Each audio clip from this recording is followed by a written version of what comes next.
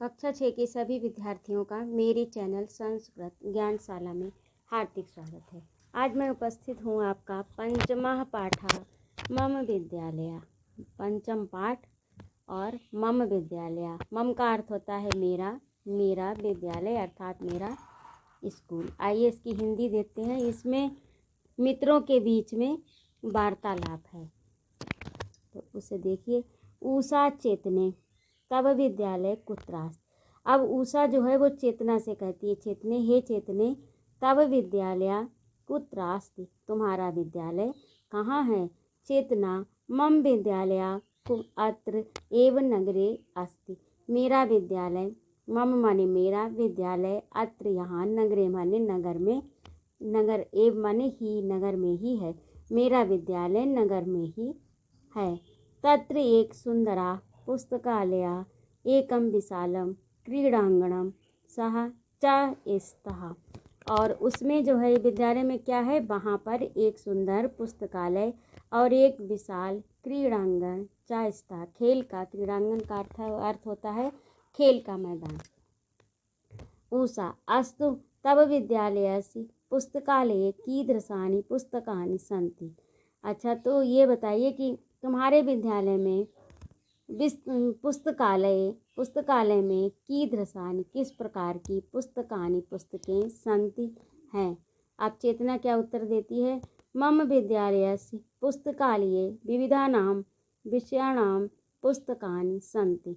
मम माने मेरे, विद्यालयस्य विद्यालय के, पुस्तकालय में विविधानां विविध प्रकार, विषयाणां यानी विभिन्न विषयों की, पुस्तकानि पुस्तकें सन्ति हैं।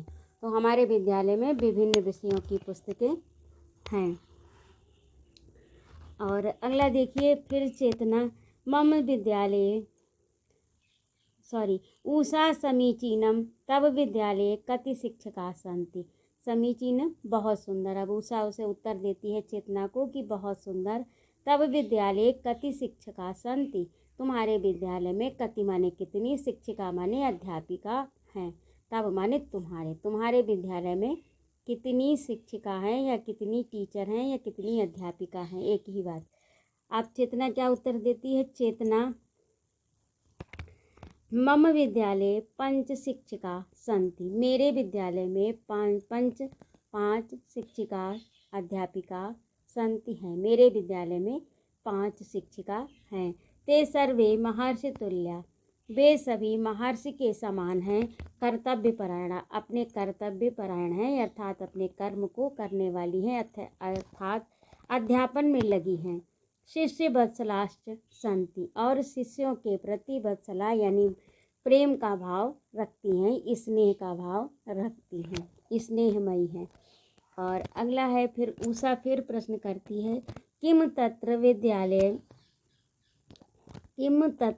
विद्यालयो उद्यानमपि अस्ति, क्या तुम्हारे विद्यालय में उद्यान भी है। किम तत्र विद्यालयोद्यानमपि अस्ति।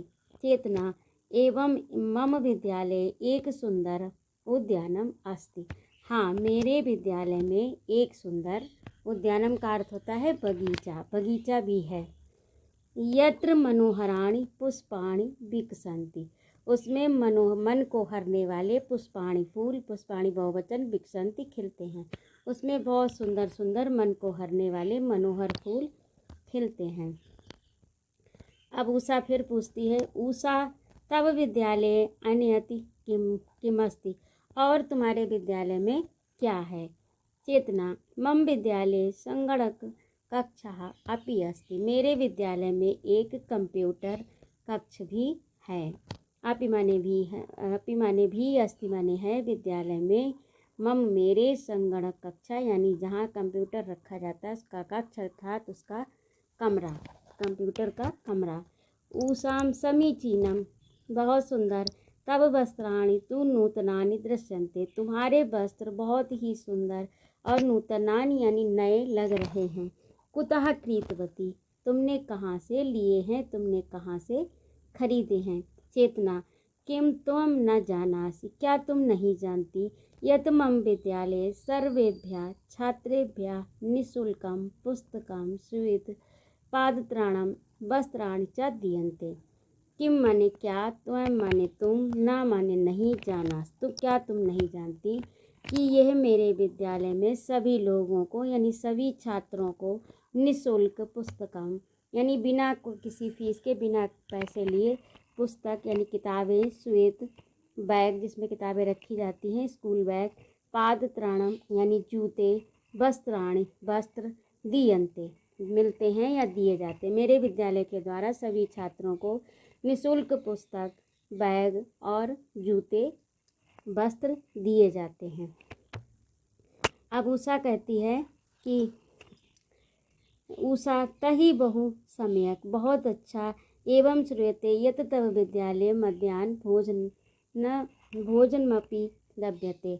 मैंने सुना है कि तुम्हारे विद्यालय में भोजन मध्याह्न यानी दोपहर का भोजन भी मिलता है। विद्यालय मध्याह्नम भोजनम अपि लभ्यते यानी भोजन भी मिलता है। चेतना सत्यम युक्तम त्वा, सत्य ही, युक्तम माने कहना, बात को कहना, युक्त, सत्य कहा तुमने। मम विद्यालय प्रतिदिनम निःशुल्क भोजनम लभ्यते, मेरे विद्यालय में प्रतिदिन निःशुल्क भोजन प्राप्त होता है।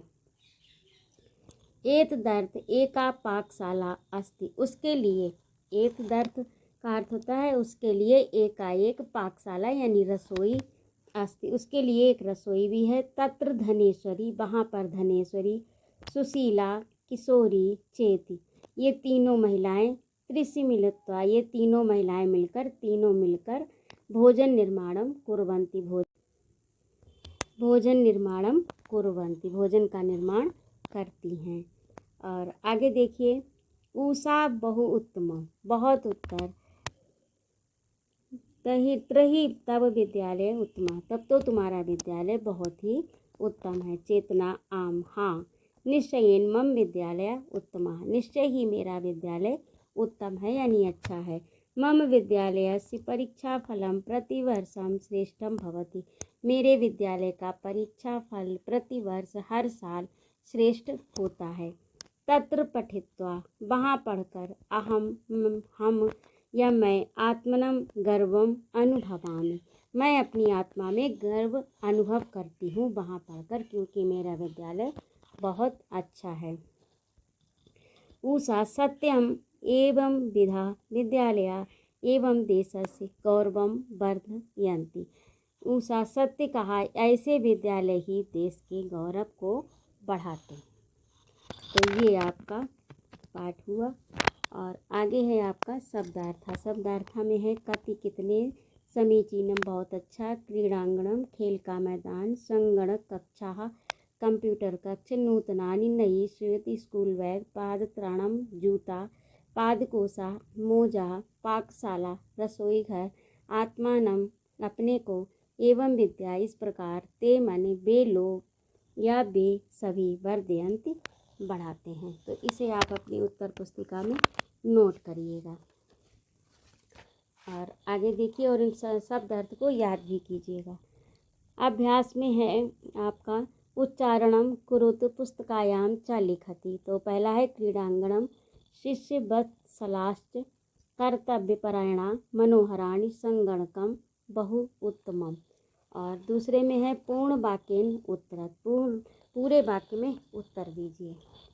तो पहला है आपका विद्यालय विशालम किम अस्ति, विद्यालय विशालम क्रीडांगणम अस्ति। और का में है विद्यालय कति शिक्षका सन्ति, तो विद्यालय 5 शिक्षिका सन्ति। उषा वस्त्राणि कुतः स्वीकृतवती, उषा वस्त्राणि विद्यालयतः स्वीकृतवती यानी विद्यालय से प्राप्त करती है। विद्यालय प्रतिदिन किम लभ्यते, तो विद्यालय मध्याह्ने भोजनम लभ्यते, यहाँ पे प्रतिदिन और जोड़ लीजिएगा। प्रश्न के हिसाब से ही आपको उत्तर लिखना है। किम के स्थान पर केवल मध्याह्ने भोजनम लिखना है। तो विद्यालय प्रतिदिनम, यहाँ पर स्थान नहीं था इसलिए मैंने नहीं लिखा। घा में है विद्यालय से प्रतिवर्षम परीक्षा फलम कथम भवति, तो विद्यालय प्रतिवर्ष परीक्षा फलम श्रेष्ठम भवति, बिल्कुल प्रश्न के हिसाब से ही केवल प्रश्नवाचक चिन्ह प्रश्नवाचक शब्दों को हटाकर वहाँ पर उत्तर लिखना है, जो भी उसका उत्तर है। तो इस प्रकार से ये आपके प्रश्न भी हो गए। अगला देखिए, अगले में है आपका ध्यातव्यम विद्यालय अत्र अक्षरे आ प्लस आ इत मिलित्वा आ इति भवति।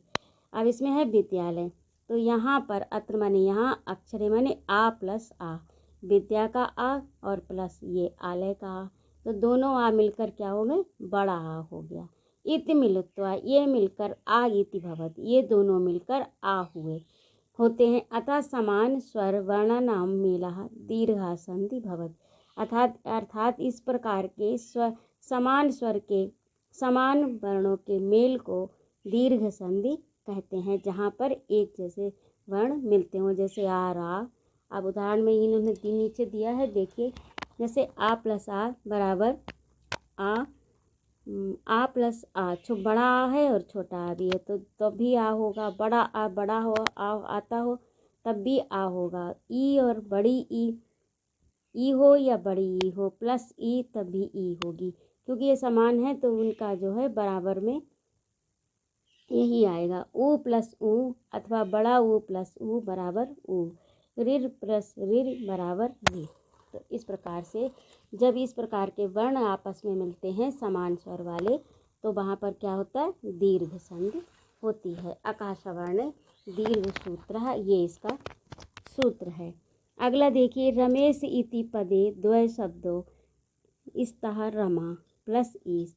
अब रमा प्लस ईस इसमें अलग हो गया, जैसे इसमें आ आया और ये ई आया, तो आ और ई मिलकर बराबर क्या हुआ, ए।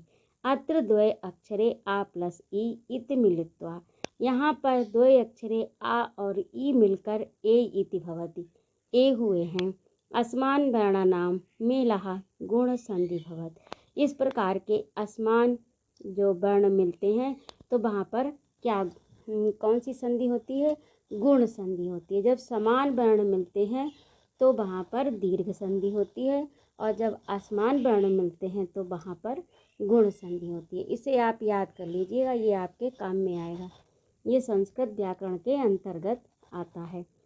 और अगला है आपका, जैसे अब ये उदाहरण दिया, छोटा आ या हो या बड़ा आ हो, उसमें ई का मिलान हो तो क्या होगा, ए। छोटा आ हो या बड़ा आ हो, उसमें ऊ का मिलान हो तो क्या आएगा, ऊ ओ। आ प्लस ऊ, अब इसमें छोटा ऊ मिले या बड़ा ऊ मिले, छोटा आ मिले या बड़ा आ मिले, तो दोनों का ऊ हो जाएगा। छोटा आ मिले या बड़ा आ मिले प्लस री मिले तो क्या हो जाएगा, आर। आ प्लस री, तो ये अगर मिले चाहे अथवा ये मिले तो इसमें क्या हो जाएगा, आर।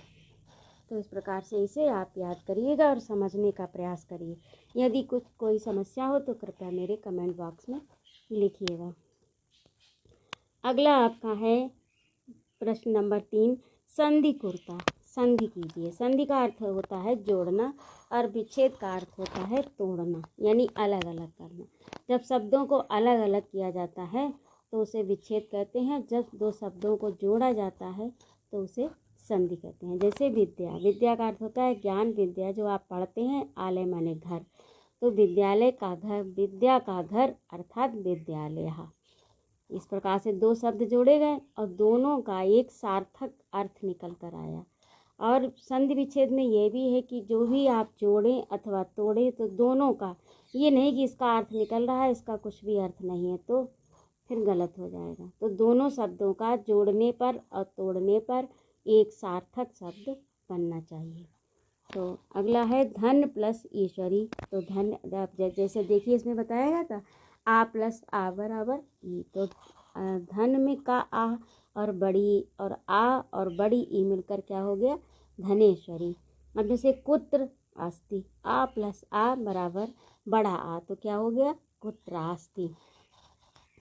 अब पुस्तक प्लस आलया, तो इसमें आ है छोटा और इसमें बड़ा आ, तो आ और आ मिलकर क्या हो गया, बड़ा आ, तो क्या हो गया, पुस्तकालया।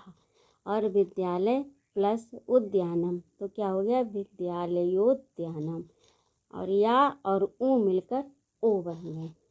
ठीक है, इसमें ये दीर्घ संधि और गुण संधि के उदाहरण हैं। इसे आप सही से पढ़ लीजिए और याद कर लीजिए तो आपको ये अपने आप समझ में आ जाएंगे और आगे भी आपके काम में आएंगे।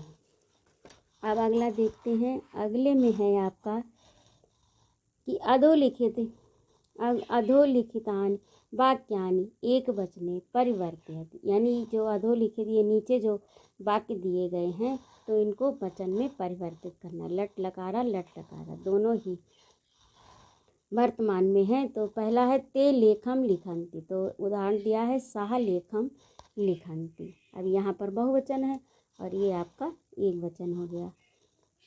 तो ते उद्यानम गच्छन्ति, सा उद्यानम गच्छति, वयं क्रीडांगणं गच्छामः, अहम क्रीडांगणं गच्छामि। और अगला है वयं प्रश्नं पृच्छामः, अहम प्रश्नं पृच्छामि, ते भोजनं कुर्वन्ति, सः भोजनं करोति। ठीक है, इसे भी आप अपनी उत्तर पुस्तिका में नोट करिएगा। मंजूषातः पदानि चित्वा वाक्यानि पूरयत, मंजूषा से पदों को चुनकर वाक्य को पूरा कीजिए। तो विद्यालय कुत्र अस्ति, तत्र एक सुंदरः उद्यानम् अस्ति, उद्याने मनोहराणि पुष्पाणि विकसन्ति, विद्यालये सुंदरम पुस्तकालयः अस्ति। तो इसमें मैंने इसलिए यहाँ पर भरे क्योंकि यहाँ पर जगह नहीं है, इसमें स्थान कम है तो इसीलिए मैंने यहाँ पर लिख लिया। लेकिन आप इस तरह से मत लिखिएगा, आपको यहाँ पर लिखने हैं, ये जो रिक्त स्थान है उसमें लिखने हैं और फिर उसके बाद का ये शब्द जोड़ना है। तो अब तो आप समझ गए होंगे किस प्रकार से लिखना है। और 6 में है संस्कृत भाषायाम अनुवादम कुरु, संस्कृत भाषा में अनुवाद करिए। जैसे पहला है मैंने पढ़ा, तो अहम पाठम अपठम, उसने भोजन किया, सह भोजनम अकरोत्, उन्होंने दूध पिया, सह दुग्धम अपिबत, आप लोग घर गए, भवन्तः गृहम अगच्छन्। ठीक है, ये आपके वाक्य भी हो गए अनुवाद। तो इस प्रकार से आपका पाठ ये पूरा हुआ।